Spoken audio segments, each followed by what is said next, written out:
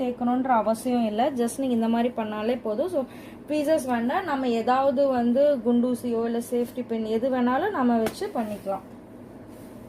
And இன்னொரு விஷயம் பார்த்தீங்கன்னா, ஸ்டிக்கர் ஷீட் வந்து ஸ்டிக் பண்ணுறதுக்கு முன்னாடி உங்கள் போர்டில் வந்து எந்த ஸ்டோன்ஸுமே அப்சைட் டவுன் இருக்கக்கூடாது. அண்ட் நெக்ஸ்ட் வந்து பார்த்தீங்கன்னா, ஸ்டோன்ஸ் ஒன்று மேலே ஒன்று வந்து ஓவர்லேப்பாகவும் வந்து இருக்கக்கூடாது. ஸோ அது வந்து ரொம்பவே வந்து கேர்ஃபுல்லாக பார்த்துக்கோங்க. இன்கேஸ் வந்து ஓவர்லேப் ஆயிருந்தால் அந்த ஸ்டோன்ஸை வந்து எடுத்துக்கோங்க.